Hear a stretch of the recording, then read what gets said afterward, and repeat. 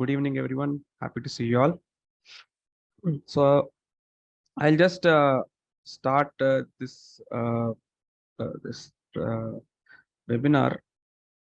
So today we were talking about the concept. Today the topic is uh, foundational, math for CFD. Actually, in fact, I'm trying to make this like a series, uh, like part one, part two, part three, like that. Let's see how it goes. Okay. So are my slides visible, Mehul? Yes, Venkat sir. Yeah, fine. So basic math, you can give it different names, of course. So the agenda is, I have put all these topics, but let me see how much I can cover in this short time. So mostly I'll be doing it like 45 minutes to 1 hour. Let's see how we can make it interesting. I'll also try, because math generally is not so easy sometimes, right? Uh, yeah, so this is like the first of the series. It might be a little rusty, but let's see how it goes.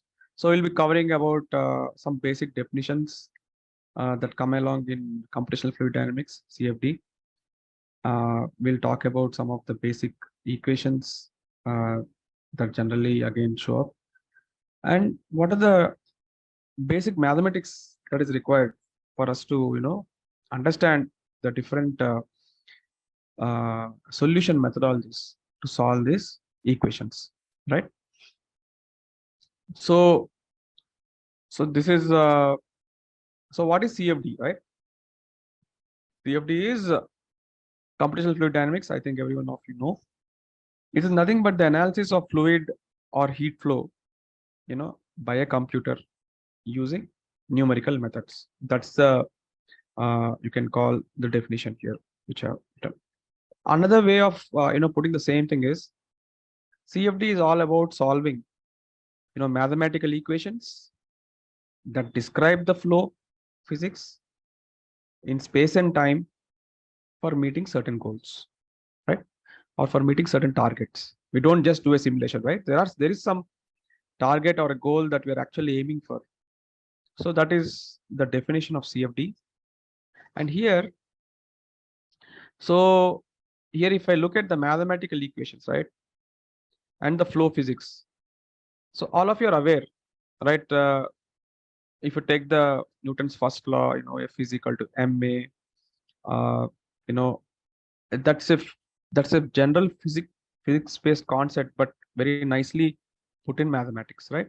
So most of the physics, ultimately, even though we theorize and we do a lot of quality stuff there, qualitatively we try to explain, ultimately mathematics has to come to rescue for giving some quantitative aspect for our assumptions, theorems, and assumptions to validate our assumptions also. So physics and mathematics go hand in hand. And here we are doing fluid mechanics. So when you say fluid flow, it also, when you say the physics, right? So what are the different fluid flow physics that are generally modeled in using CFD? So one is fluid dynamics, then heat transfer, thermal analysis, then thermodynamics, chemical reactions, then we have multi-phase flows, right? So there are so many different wonderful physics that are actually being captured by different models. And these models are all mathematical models that are trying to capture the physics, right? So there are a lot of mathematical equations and models to uh, give a form to the physical laws, right? And so we are solving the governing equation. These mathematical equations are the governing equations, which are generally the Navier-Stokes equation that we use in CFD extensively. So these are nothing but conservation equations. Can anyone tell me like what are the different conservation equations here? Just put in the chat box. Navier-Stokes equations.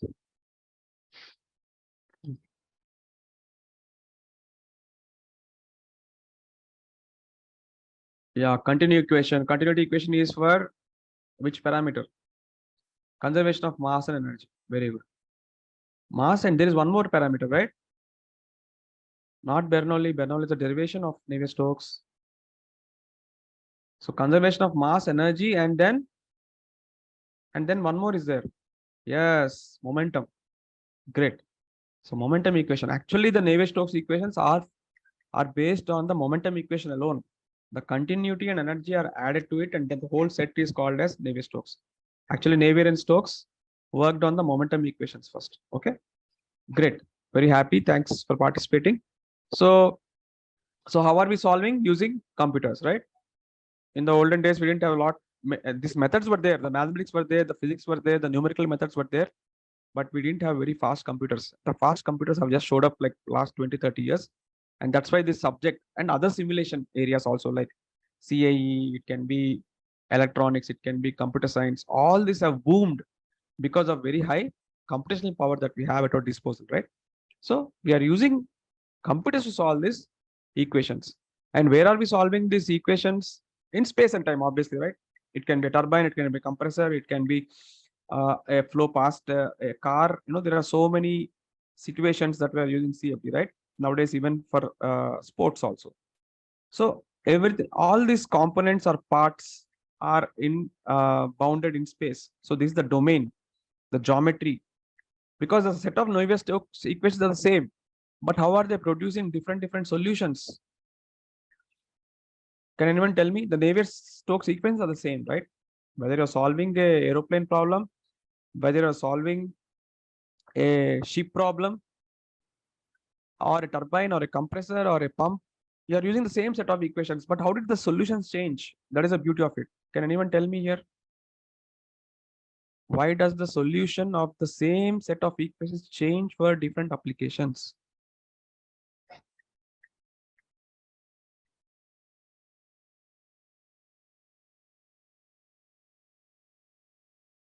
Density.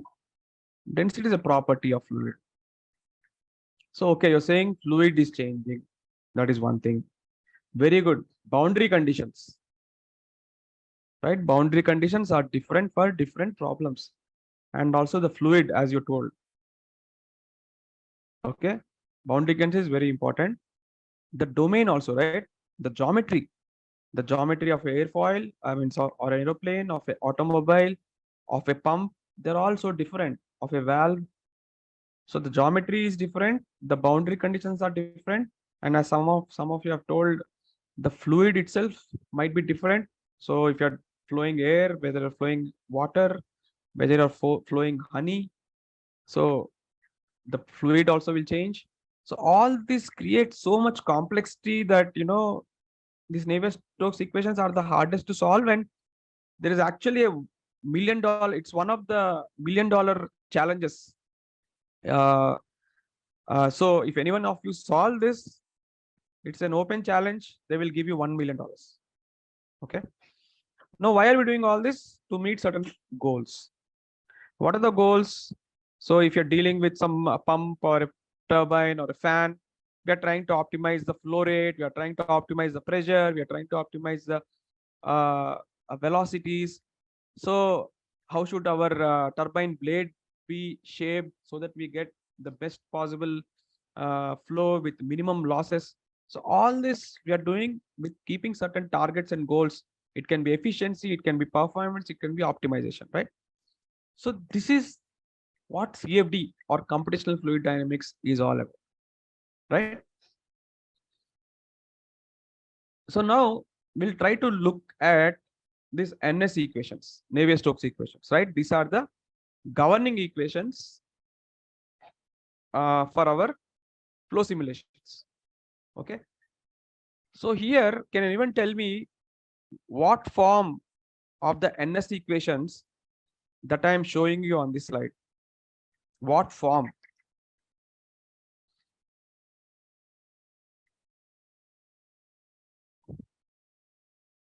Conservative. Okay. Anyone else? Partial.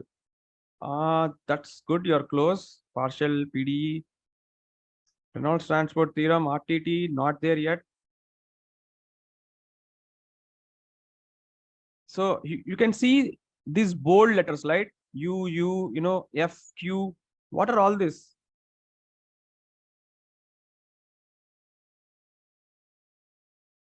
U, they're all in bold, right? F, Q, what are all this? Vector. Excellent. Yes, it's a variable, very good, but it's actually vectorial representation of the Navier-Stokes equations. Very good. So the first equation is the, can anyone tell me what is the first equation? Yes, in 3D, of course. Okay. So it is the vectorial form. Very good. It is continuity or mass conservation equation, right? The second one is,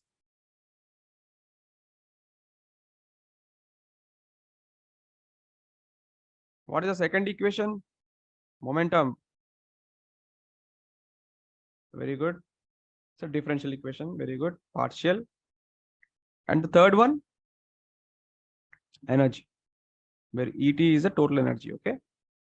So you can see this is a vectorial form, and you can see that it's a, as some of you have pointed out, it's a differential form, right? And they are like vector differential equations, you can also call them. And because of using the vectorial form, the equations looks very compressed, right? Just three equations. So there is the mass continuity, there is the momentum, there is the energy. So we'll try to go to the next slide. Now here,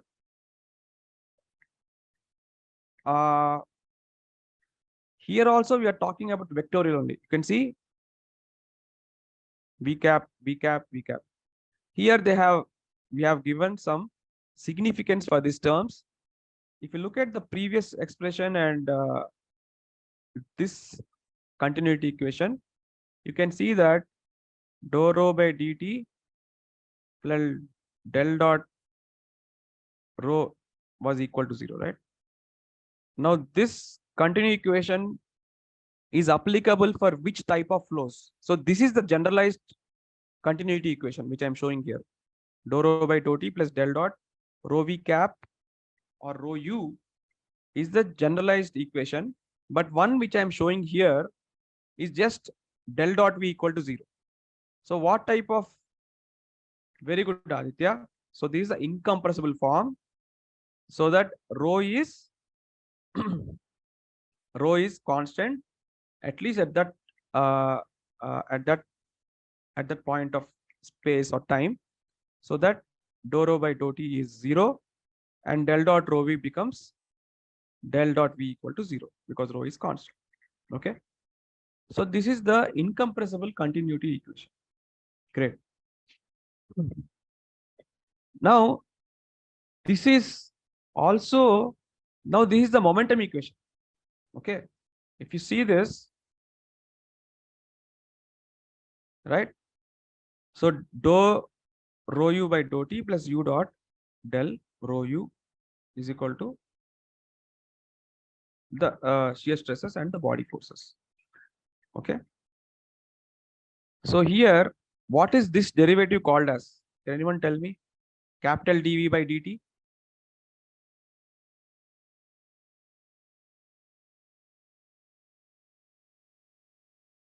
Substantial derivative. Excellent.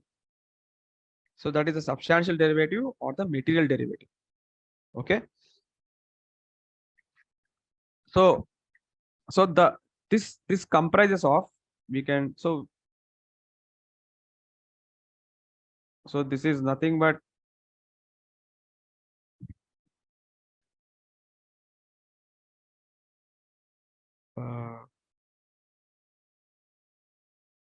so what you're doing here is, so when you're doing dv by dt is nothing but the acceleration, right? So here there is a flow here, right? So the point is not just moving at constant velocity, but also it is moving, right? So here v t, and here it is v t plus delta t. If you look at our coordinate axis, So at t equal to, at certain point t, the velocity was here, v of t, and at some other t plus delta t, the velocity vector has uh, changed the direction also. Okay. So this substantial derivative captures not only the change of velocity magnitude with respect to time, but also because it's a vector, the direction also is changing. The directional part also is captured in this dv by dt in this term. This term is capturing the directional part of the velocity change. Okay.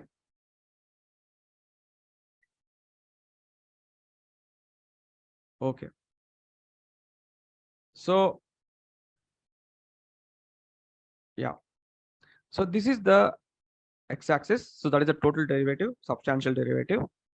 And you can see that it's nothing but change of velocity with time, and also the convective term, because the velocity is, it is getting transported. You can see that the particle is moving in this in the flow, and its velocity is continuously changing in time. The velocity is a vector and the direction also is changing. So that is why we have this extra convective term. Okay. So generally when you say dv by dt is nothing but vt plus t plus delta t, that's same definition, right? Limit delta t tends to 0 is a definition. So these are all mathematics, right? This is a vector. And I hope you all remember your vector calculus. I mean, of course, that is what we are trying to do here. So here we are subtracting two vectors, not scalars. So for example, vt t plus delta t was like this, and vt was like this. So when you subtract, right, some this is the what do you call the vectorial difference, right? You're trying to subtract. So this will be your vt plus delta t minus vt.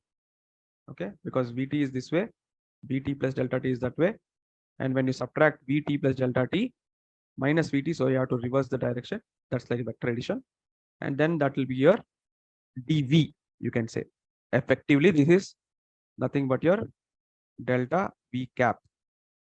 This part. Okay, so you can see definitely the components are all in, it's all over the place, right? So that is what your dv by dt. So we have this, not only there is a change of velocity in time as the liquid flows through the domain, but also there is this convective term that is coming because of the spatial change of velocity or change of velocity in space, right? So now again, this is a vectorial form as I told you. So this is the delta p is nothing but your pressure gradient. So this is nothing but, if you look at the second, uh, you can see this. Sorry. So if you look at this equation here, so this rho is nothing but your something like a mass term, and dv by dt is like an acceleration time, right? Acceleration term, right? So the right hand side is nothing but your first term, forces. So if you remember your sigma f is equal to ma, right? This is your typical, what do you call, Newton's law, Newton's second law, right?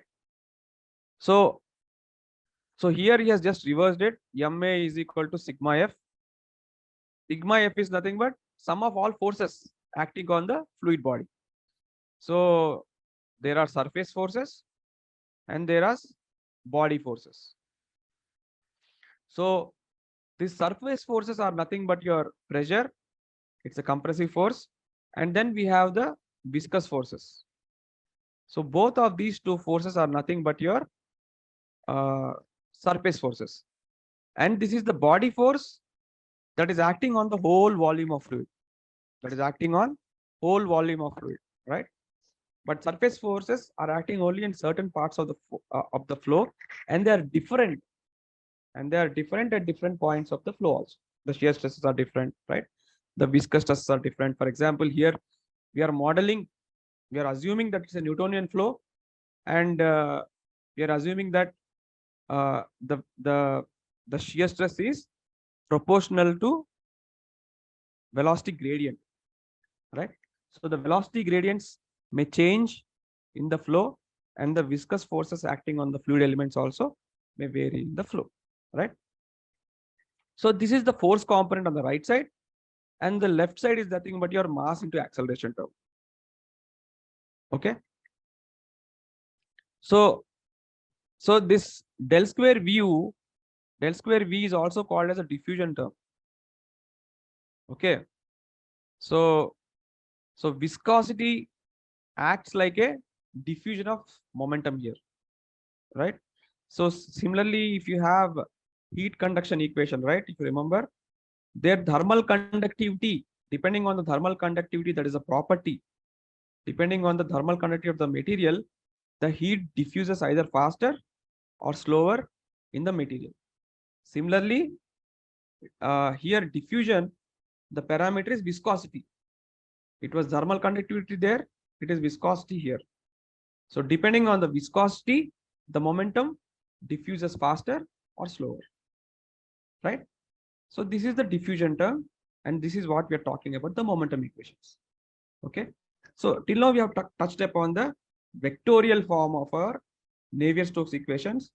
We have got some idea of the different terms that are being, the significance, the physical significance. We got some idea, right? It is nothing but this Navier-Stokes equations, or the momentum equation especially, is nothing but Newton's second law applied to the fluid element. Okay. Great. So we'll next move. So now you tell me, again, these are Navier-Stokes equations. Suddenly they look so complicated. Suddenly they look so big, expanded, very complicated. So what are these type of, what is this form of equations?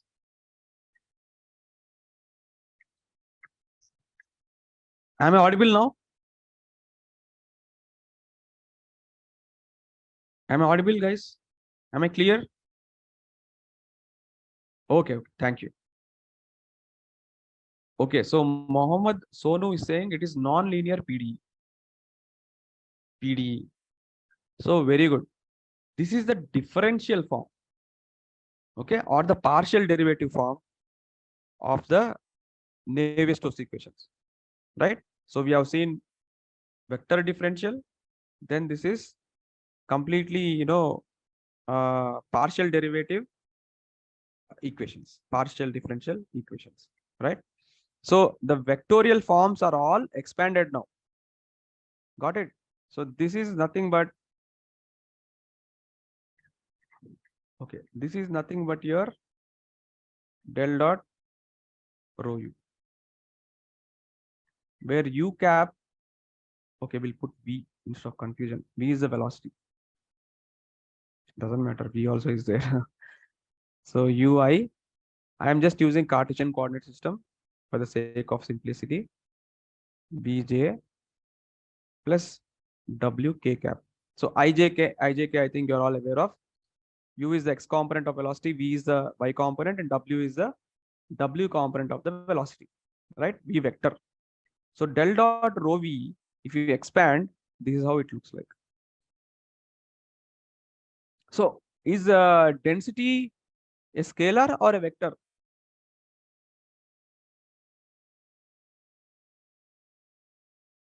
Okay, Charan Sai. Very good. Anmol. Arun. Great. Everyone. So we'll just quickly go through it a little bit later. What scalar and vector? I think most of you know. So this is what we did. So we opened up this vectorial form, and when we open it up, you suddenly see these guys are all becoming bigger. Even this one, this whole term, and you can see suddenly we got three components: x component, y component, z component. If you remember, All these three were nicely packed up into one box. That's all. Now, when you start writing component wise, they suddenly open up into three components. Why? Because when you're talking about momentum, momentum is a vector. Continuity, we are dealing with mass, it's a scalar. So one equation for continuity. Similarly, energy is again a scalar quantity, just one equation. Right? So suddenly all these terms opened up, and you suddenly see they are like looking crazy, right? But in fact, they were nicely packed up. If you looked up here, if you look it here,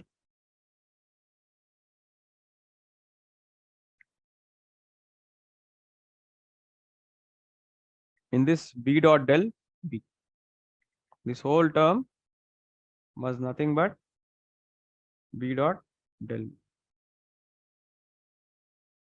And when you open up component wise, all this will come. And these are all nothing but the viscous stresses, tau xs, tau xy, tau xz, and all. Okay. And they are actually written in terms of, for a Newtonian fluid, right? This are all functions of viscosity and velocity gradients, and they will become simplified. So this is general form of equation, and this is the energy equation. Again, you see, this is nothing but your pressure gradient term. This is your heat conduction term. So this is a diffusion term. This is the work done by viscous forces. So energy, this is nothing but the work, right? If you remember energy equation, it is nothing but if you look at your, this is derived from your first law, right? Delta E is equal to delta Q minus delta W, right? This is the work done, this is the heat added, this is the energy change. So this is what is coming out from your, this is the starting point for your energy equation. So work is done by not only the pressure forces. If you remember pressure, PdV is the work, right? So when work is done on the system, we say it's negative. When work is done by the system, we say it is positive, right? So this is work, and this will also go. So that is why this is nothing but your work done by the shear stresses. This is work done by your pressure forces, and this is nothing but the heat delta Q term getting modified. Okay, heat diffusion. And there might be some more things, like, for example, if you have some reacting flow, so some heat is liberated, some Q dot heat is generated by reactions.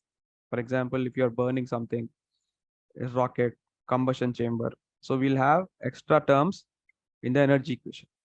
Okay, and because of these extra terms, energy ultimately will be, at least in the gaseous cases, will be shown as temperature, right? So this is the full 3D unsteady Navier-Stokes equations. Okay.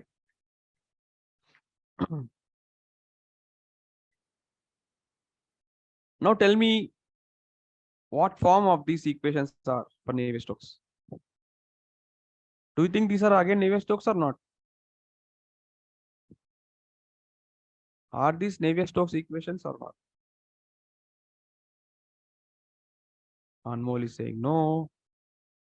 Tanna is saying RTT.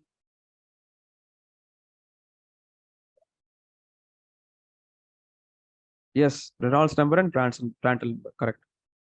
Yes, these are integral form of equations that are derived from your, very good, Rafiq, Kamal Jyoti, very good, very good. These are all integral form of equations. So you can see there are so many forms, and these are generally, as some of you have told, it is coming from the Reynolds transport theorem. That's great.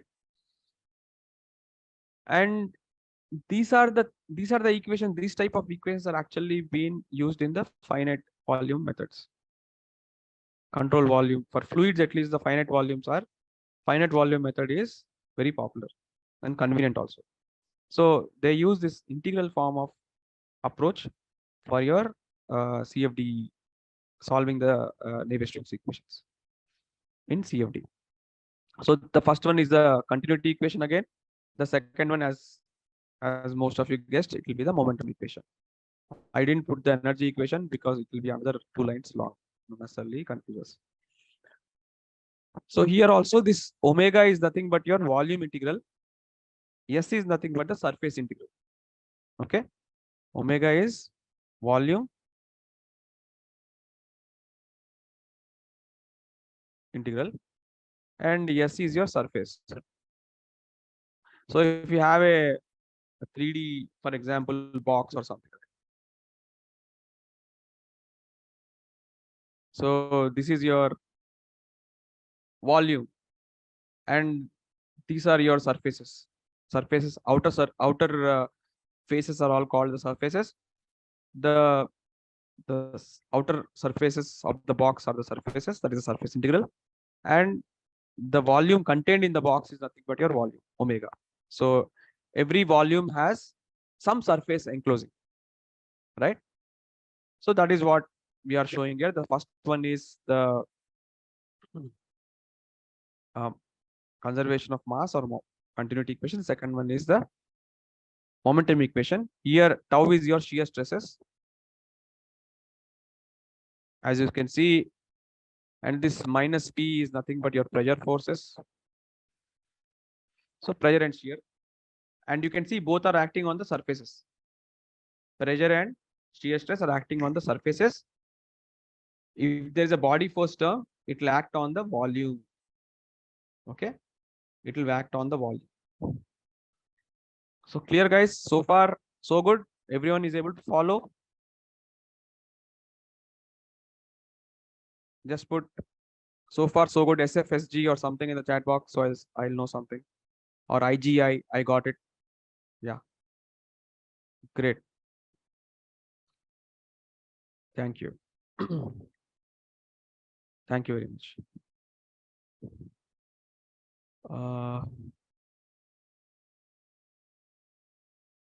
Great.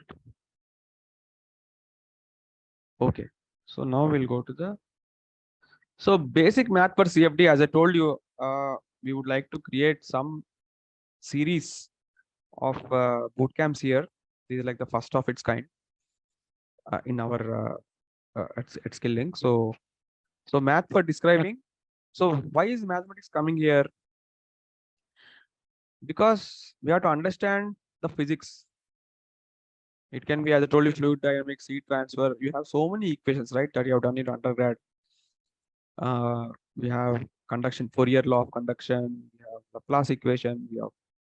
We have Poisson equation. We have Burger's equation. Navier-Stokes. I mean, there are so many equations. There are like so all of these phenomena are represented by mathematics. The physical phenomena are represented by mathematical equations, right? So for that, mostly it is calculus. So that's why we have in our BTech so many courses on calculus, vector calculus, ODE and PD. Why do you think all these four are being studied in your BTech? We say math 1, math 2, math 3, and math 4, right? Essentially, we are trying to study the mathematics necessary to understand and also create your own equations for understanding the physical phenomena that we are observing outside in nature, for example. So another thing, so this is the basic mathematics on the equations on the classical fundamental aspect. But then also we need additional mathematics for numerically solving the governing equations. Generally in CFD, the governing equation is nothing but partial differential equations. So if you take any simulation, for example, even if you take structural simulations, or if we take some electronics simulations, magneto-hydrodynamic simulations, electrodynamic simulations, take any field, every field the same thing will apply. You can go to any branch. This is typically the mathematics that is required, especially when you are in the simulation side of things. So you need to understand calculus, vector analysis, ODEs, and partial differential equations. And then to solve these PDEs and ODEs, we need to know linear algebra. right? And remember, most of the linear algebra also is being taught in our colleges and universities, right?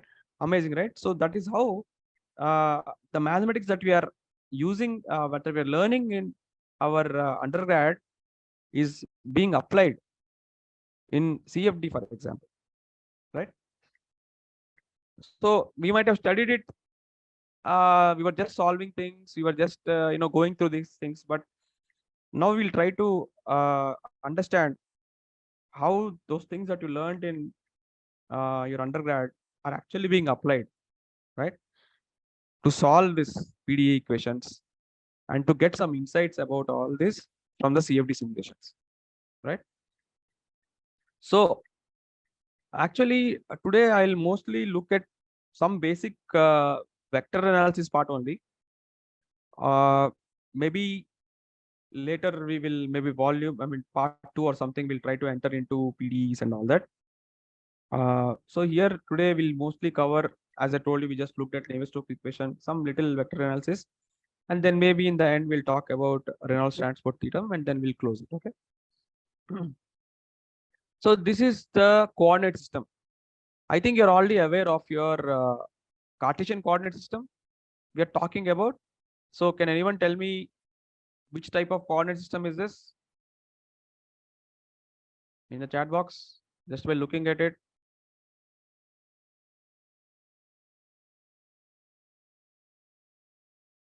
What type of coordinate system is this? I hope everyone is aware of the Cartesian coordinate system, right? I skipped it because maybe it's too basic, but next time maybe I'll cover it. So it is nothing but our X, Y, and Z, the right angle system that we regularly use is a Cartesian coordinate system. Great. Most of you have answered it right. It is not exactly polar coordinates. It is a cylindrical coordinate system. Okay. Polar coordinates are generally like 2D. Cylindrical coordinate is nothing but adding third element, r theta and z. So this is cylindrical coordinate system. So if you look at the first figure, any point, for example, this is the point here. So this is the point P, right? So that point P is expressed by r, theta, and z. So r is the, you can see, so r theta is the polar coordinates, the z will make it cylindrical coordinates. So as most of you answered it correctly. So this, the say, and you, so you can see theta, unit vector of theta, something is, just a second, there's some.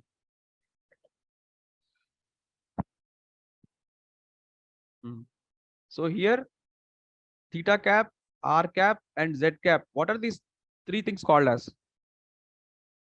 Theta cap, r cap, z cap.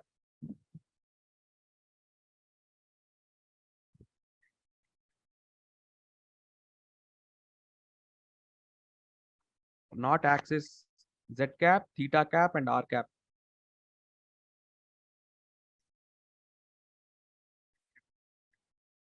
Cylinder coordinates. Okay, can you tell me? So, unit vectors. Very good. Sonu and other people who have answered, unit vector is correct. Anmol.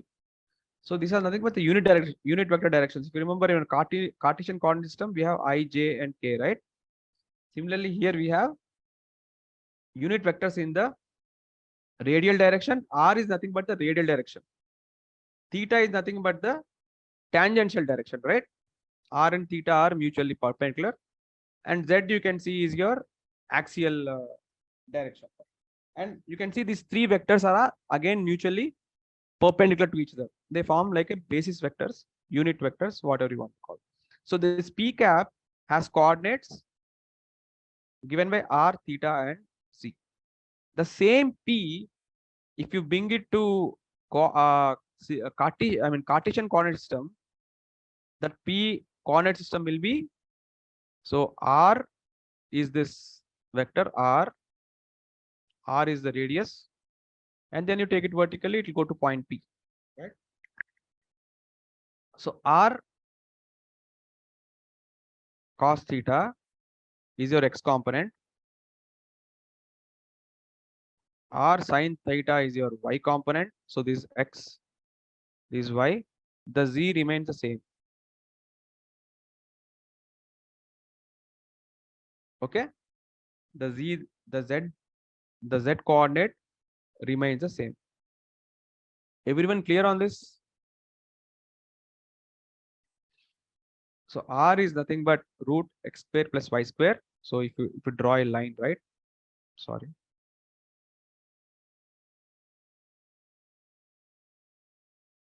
And something like this. So this is theta. So r cos theta will be x. This will be your y. This is perpendicular actually. Okay, is perpendicular.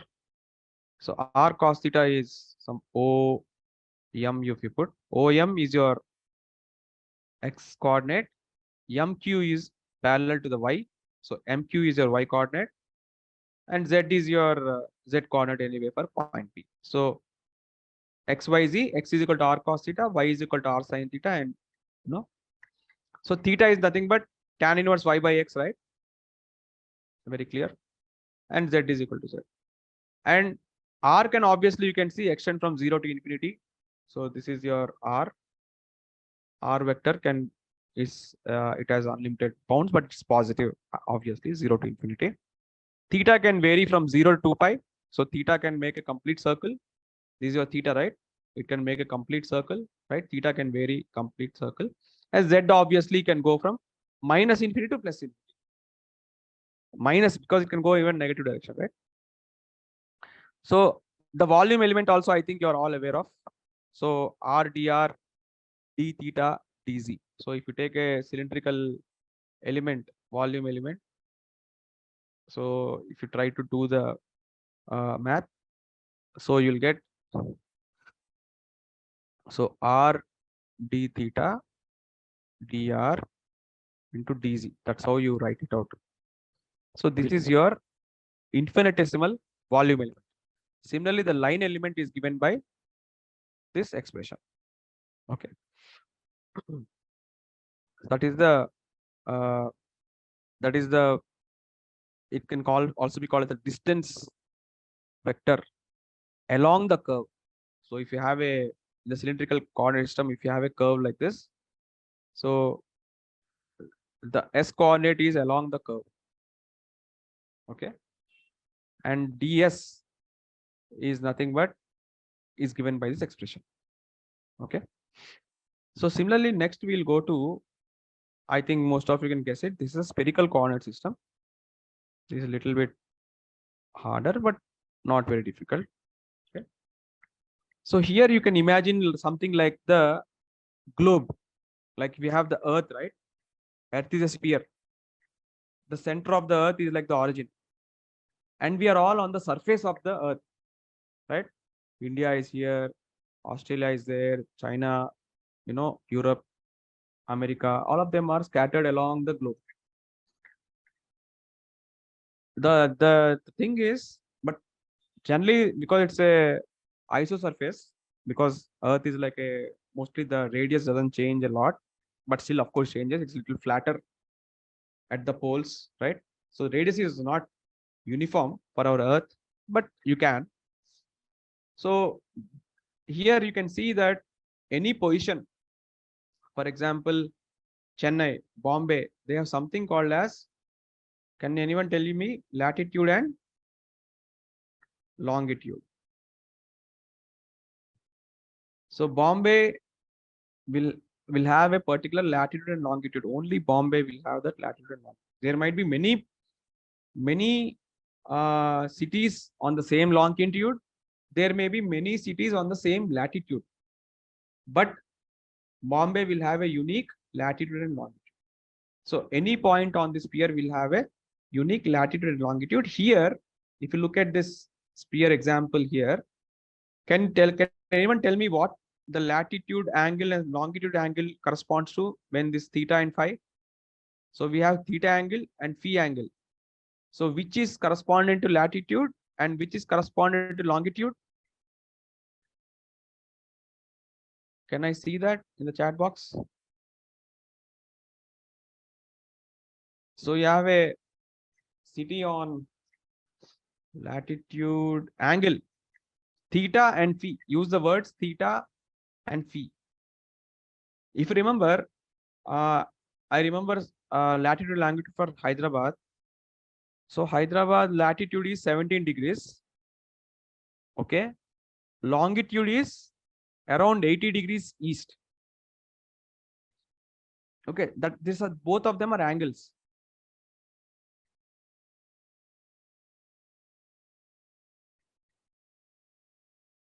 Very good. People are trying. Utkarsh, Shah, Aditya, very nice. So latitude is your phi. Great. So latitude is your phi. This is but the elevation from the equator, right? If you cut it, the spherical coordinate system from the equator, the latitude keeps increasing. At poles, the latitude is 90 degrees. This is the pole, right? This is the north pole.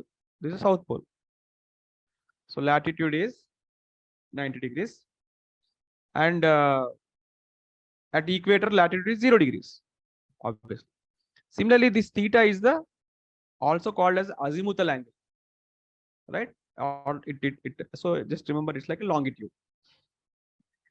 And when you try to bring it to the Cartesian coordinate system, again, the same point P, that same point P here, again, you can see r cap, theta cap, and phi cap are unit vectors in the spherical coordinate system. And when you try to bring it to the Cartesian coordinate system, what happens? So this is your point P. What are its x, y, and z, right? When in terms of r theta and phi. So if this is r, this is the radius vector or radius for the sphere. So z is nothing but r cos theta, right? This is r, this is hypotenuse, this is right angle. R cos theta is nothing but the z in the Cartesian coordinate system. And when you bring it down, so this so this is the r sin theta part. This is r cos theta. This is the r sin theta. The same r sin theta falls here on the floor of xy plane. So r sin theta cos phi. This is the cos phi. Now phi comes. Phi is your azimuthal angle, right? It can rotate from 0 to pi. Okay. So r sin theta cos phi, the same thing like our polar coordinates. I mean our cylinder coordinate system, right? So r sin theta cos phi is your x. R sin theta sin phi is your y. So this is your r sin theta sin phi, and this is your r sin theta cos phi. So you can see how we can convert interchangeably between spherical coordinate system and a Cartesian coordinate system, right? So this is the way of converting from spherical to Cartesian. R is nothing but root x square plus y square plus z square, right? That is nothing but your x, y, z values, right? Nothing but the distance between point P and the origin. So if you have a in the Cartesian coordinate system, if you have a point P, right, with x, y, and z, the distance. So this is your origin, right? So distance of the point P from your origin will be root of x square plus y square plus z square. I think all of you know this. So anyway, we'll go a little bit deeper into it in the upcoming webinars. Very interesting stuff we can discuss on vector analysis itself. So R is going from 0 to infinity, right? Again, if you remember cylinder coordinates also, the radius vector is always going from 0 to infinity. There is no negative number there because it's a radius or it's a distance vector. So that can never be negative. And theta, as you can see, so if you look at this theta, don't get confused. This is another picture. We'll try to look at this picture. So theta is azimuthal direction. It can go complete 0 to 2 pi. And phi goes from 0 to pi. Okay, so here 0, it goes from 0 to pi. So pi is here 180 degrees. Okay, 0 to pi. So this is your theta angle. It can go from 0 to pi. So here also we have area element and the volume element also.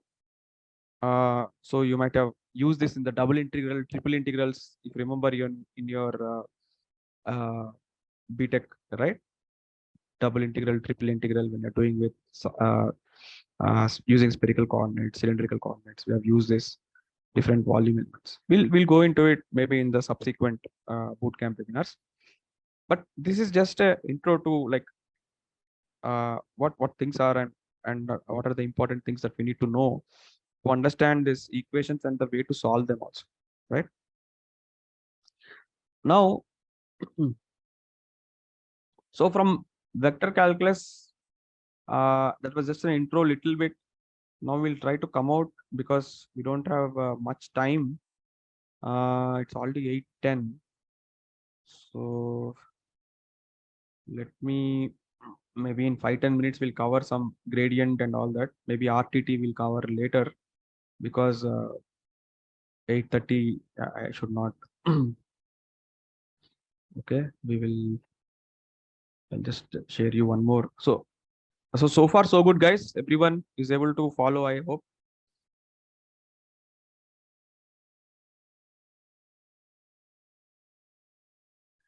So I'll just show you some quick stuff here,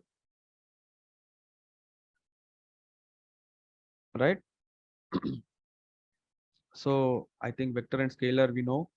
This is the Nabla operator, Nabla or the del operator, right? So this is the del operator we have seen in the Navier-Stokes equations. And the del operator or the Nabla operator is given by this expression. Basically, this operator, it's an operator. It operates on vectors and scalars, right? So it takes the partial derivatives in all the directions for a given variable. All the directions means in the three principal directions. It can be I, J, K, R theta phi, or R theta z. So in all the directions, and so partial derivation. I think you all know the derivative concept, right? So if you have a function, some f of x, right? I'm just explaining in the 1D sense. I'm not even talking about 2D here. So f of x plus delta x, right? So df by dx is nothing but f of x plus delta x. So this is the typical calculus that we always use. Limit delta x tend to 0. So generally f dash x is called also remained as a f dash x, right? So generally this is also called a slope, by the way, right? So that's why when you have this, when you're taking this partial derivatives, it's all about if you apply it for delta phi, for example, right? Where phi is a scalar, we get I dou phi by dou x. So dou phi by dou x is the partial derivative of function phi in the direction of I. Okay. Similarly, j dou phi by dou y, it's a cumulative. So for example, you are standing on a hill, right? You're standing on a hill. The slope going upwards may be different from the slope going sidewards, right? Or some other angle also. So this is what gradient is trying to tell you. If you're trying to climb in the I direction, you have a slope of dou phi by dou x. If you try to go in the y direction, your slope is going to be this. If you're going to go in the z direction, maybe some other direction, your slope is going to be this. So this delta phi is trying to give you the directional derivatives or gradient. So simplest thing is you climbing a hill. Sometimes you will see going downward will be very steep. Sometimes this will be more convenient. You know, the slopes are different in different directions, especially for your when you're climbing a hill or when you're taking different paths, right? So here also this del operator will give you an idea about how the function is varying from that point when you're trying to move into some other direction. So if I'm going from P to Q, how does my gradient change? If I go to P to Q prime, how does my gradient change? So that Nabla operator will help you. That is the gradient. Nabla operator is used to get those gradients, right? Yeah. So the gradient of U is defined by this expression. So gradient of U is if U is a scalar field, right? If U is a scalar field, what can be a scalar field in fluid dynamics? It can be temperature, it can be pressure, it can be concentration of species. All these are scalar field. So temperature can vary. If, for example, if I take a 2D domain, T is a function of xy, right? So similarly, pressure is a form of xy. So pressure is here different. It's different here. It's different here. In this whole plane, the pressure and temperature are scalars, and that is scalar field. So if we have such a scalar field, then the gradient of the scalar field is given by this vector. So this gradient operator actually converts the scalar field into a vector field. Okay. So for example, here we have this scalar field given by u of xy as minus x square and minus y square. And if you do the gradient of u as using this simple relationship, so dou u by dou x, right? When you do that, so this minus x square minus y square should be there. Some typo is happening. So when you do that, you get this minus 2xi minus 2yj plus 0k. What does 0k mean? That there is no gradient in the z direction. Okay, there is no gradient in the z direction. That is, the function doesn't change in the z direction, right? So this is the gradient operator. And if you try to plot the gradient, so x and y and z is nothing but your del u, right? This is your del u. This is how your, and you see everything is negative, right? If you remember del u is nothing but minus 2xi minus 2yj plus 0k. So when you do the gradient u operator, you can see your gradient is highest, or it just, so the gradient actually gives you, tends to point in the direction of greatest change of function. So here you can see how all the vector fields are pointing to the center. That is where the highest, you can say, this gradient is happening. So I think I will stop here in the interest of time. It's already 8:15.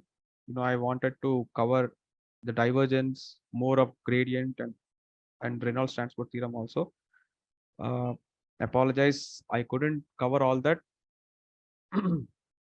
uh, but I hope it was useful to you. We'll have some more webinars more deeper into these topics, and we all will learn together.